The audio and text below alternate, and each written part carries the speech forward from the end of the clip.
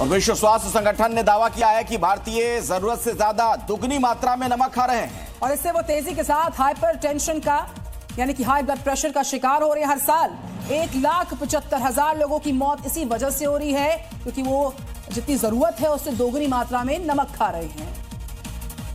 तो नमक कम करने के उपाय भी बताए गए हैं। 2030 तक नमक की खपत कम करने का संकल्प लें।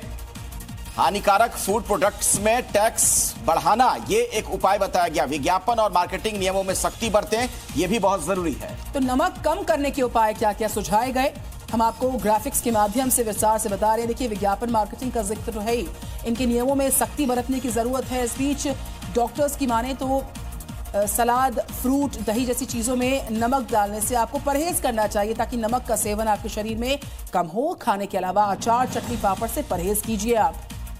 तो भारतीय जो हैं यानी हम जो हिंदुस्तानी हैं, जितनी जरूरत होती है नमक की औसत उससे लगभग डबल नमक डोज ले रहे हैं। रोज 5 ग्राम नमक जरूरी है खाना, लेकिन उससे ज्यादा लोग खाते हैं। तो आयोडीन नमक की बात करें, साथ ही जो सेंधा नमक है, रोज मिनरल्स लेना जरूरी है। साथ ही रोज 140 ग्राम आयोडीन जरूरी है। ये जरूरत की बात हो रही है, लेकिन इससे दुगनी मात्रा में हमारे शरीर में नमक जा रहा है जो कि खतरे की घंटी है। इस बीच घर के खाने में 80% नमक घर के खाने से आपके शरीर में प्रवेश कर रहा है और बाहर के खाना अगर बात करें तो 20% नमक बाहर के खाने से आपके शरीर में प्रवेश कर रहा है। और अगर बात करें हम पापड़ की, चटनी की, अचार की, जो हम अक्सर अपने खाने के साथ ऐड कर लेते हैं चीज़ों को, उससे ये सेवन और दुगना हो रहा है। साथ ही बाहर का खाने में रेस्टोरेंट, स्ट्रीट फूड्स और स्नैक में भी नमक बहुत है। ये खबर मध्य प्रदेश से है, जहां पन्ना में भगवान जगन्नाथ को लेकर अनोखी मान्यता है। दरअसल यहाँ पर जगत के पालनहार भगवान खुद भी बीमार पड़ जाते हैं। क्या है पूरा मामला, देखिए जरा। पन्ना में भगवान जगन्नाथ को लू लग गई है।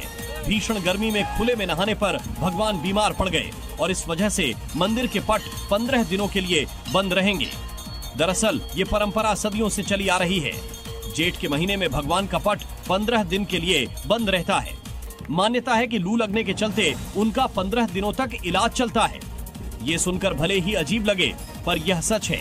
इस दौरान भगवान का विशेष ध्यान रखा जाता है और वैद्य उन्हें दवा देते हैं।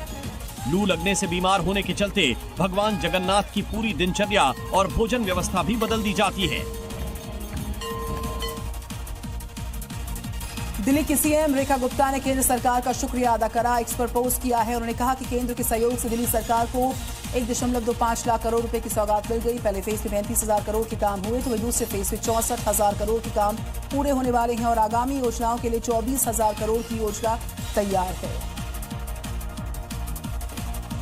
दिल्ली के पालम गांव में हरिजन बस्ती में उस वक्त हंगामा हो गया जब स्थानीय निवासियों ने एक नया शराब का ठेका खोलने के विरोध में प्रदर्शन किया। ठेके के सामने जमकर नारेबाजी हुई और प्रशासन से इस ठेके को तत्काल हटाने की मांग की गई।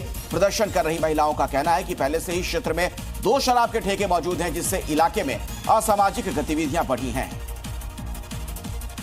दिल्ली पुलिस की क्राइम ब्रांच ने मकोका मामले में वांटेड प्रदीप उर्फ सोनू को गिरफ्तार कर लिया। इसे पकड़ने के लिए क्राइम ब्रांच की जो टीम है उसने पिछले 1 महीने से अलग अलग राज्यों में डेरा डाले हुए थी। वो लंबे प्रयास के बाद उसे मध्य प्रदेश से पकड़ लिया गया।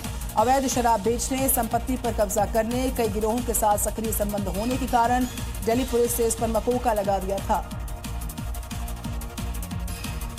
दिल्ली के महाराजा सूरजमल मेट्रो स्टेशन के पास पुलिस बूथ में अचानक भीषण आग लग गई। देखते ही देखते आग ने पूरे बूथ को अपनी चपेट में ले लिया। आग लगने की वजह शॉर्ट सर्किट को बताया जा रहा है। वहीं दमकल की 2 गाड़ियां मौके पर पहुंची। काफी मशक्कत के बाद आग पर काबू पाया जा सका है।